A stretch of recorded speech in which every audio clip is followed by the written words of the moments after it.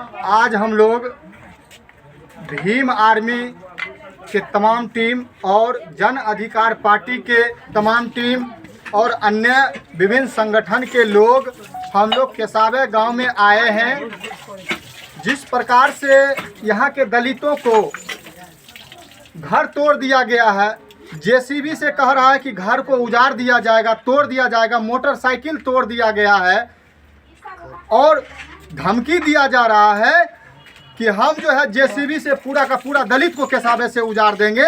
कम से कम 250 लोग जो है यहाँ आकर के इस दलित बस्ती में जो है तोड़ फोड़ किया है और इस दलित के साथ मारपीट किया है तमाम दलित बस्ती में आकर के।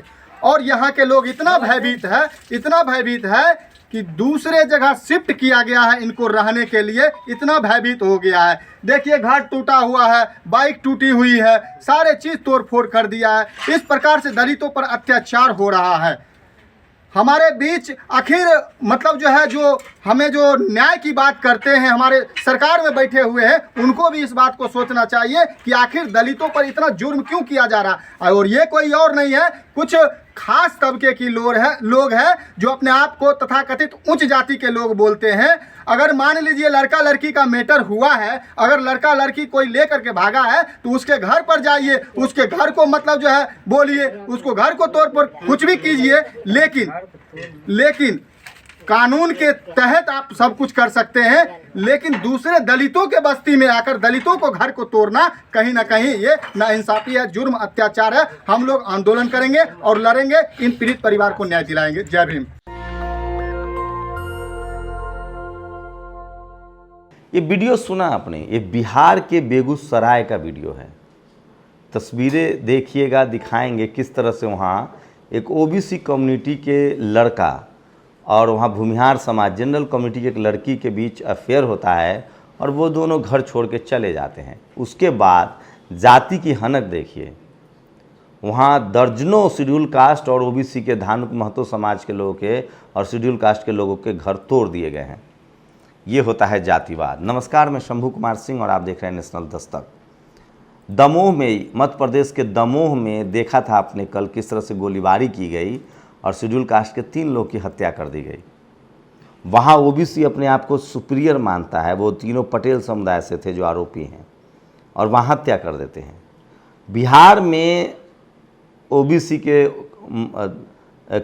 कम्युनिटी पर और शेड्यूल कास्ट की कम्युनिटी पर सवर्ण समाज के लोग हमला करते हैं जातिवाद के नाम पर। एक लड़की और एक लड़का, लड़की सवर्ण समाज से है, लड़का गैर सवर्ण है, तो इस तरह से उनके घर ढा दिए जाते हैं। तमाम तस्वीरें देख सकते हैं।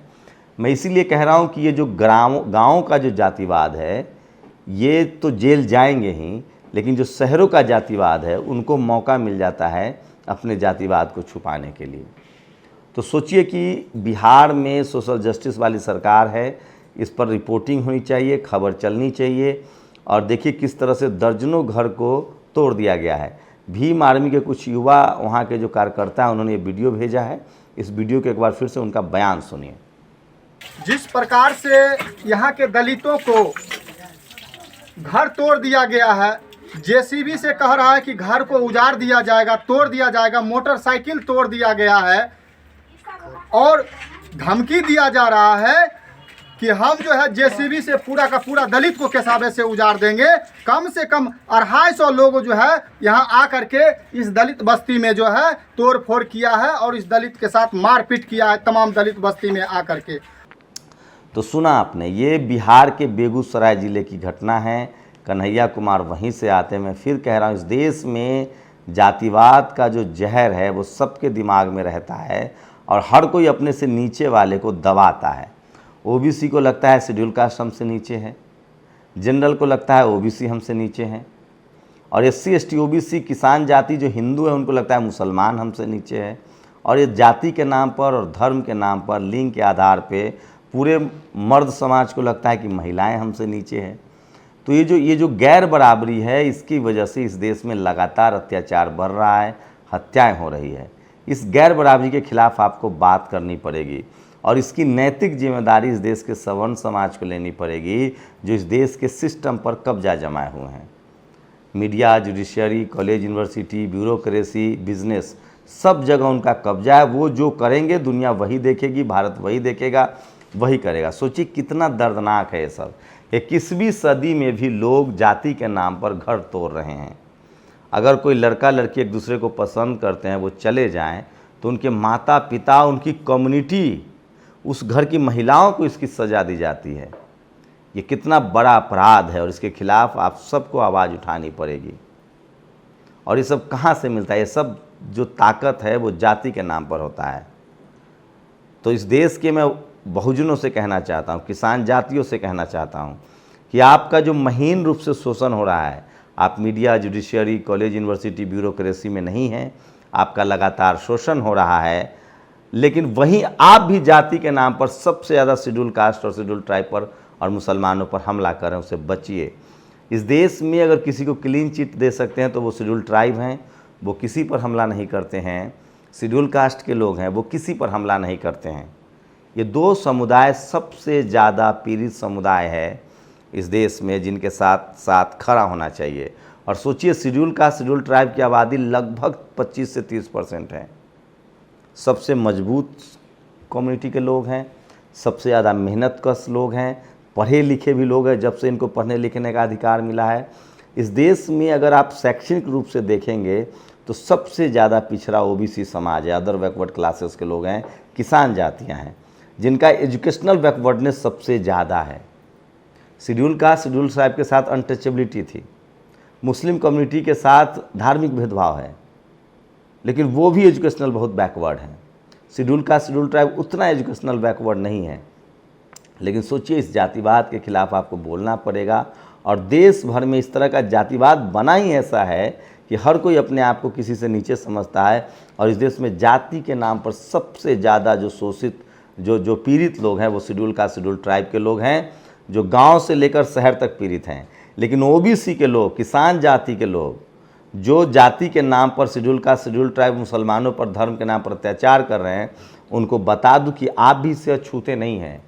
आपका बच्चा media, judiciary, college, university, bureaucracy और बिजनेस में प्रताड़ित है, मार खा रहा है। इसलिए इस जातीय अहंकार से निकलिए। और जिस दिन इस देश का सवर्ण समाज समझ गया, अगर वो नहीं भी सुधरना चाहता, इस देश के जो ओबीसी हैं, किसान जातियाँ हैं, जाट, गुर्जर, पटेल, मराठा, अगर ये जातिवाद के खिलाफ खड़े हो जाएंगे, सांप्रदायिकता के खिलाफ खड़े हो जाएंगे, महिलाओं के पक्ष में खड़े हो जाएंगे, तो इस देश में गैर बराबरी खत्म हो जाएगी, संविधान पूरी तरह से लागू हो जाएगा। और इसका नतीजा होगा कि इस देश का हर नागरिक संपन्न हो जाएगा, पढ़ा लिखा हो जाएगा, अमीर हो जाएगा। गरीबी से बड़ा कोई अभिशाप नहीं होता है। इसलिए अपनी गरीबी को दूर कीजिए, जाति के अहंकार से निकलिए। त्रिपुरा में गैंग रेप, बीजेपी मंत्री के बेटे पर आरोप है। ये खबर कोई टीवी अखबार आपको नहीं दिखाएगा। इसलिए मैं कहता हूँ कि सोशल मीडिया पर अगर आप हैं तो सचेत रहिए और उन तमाम खबरों को आप देखिए जो आपके लिए ज़रूरी है।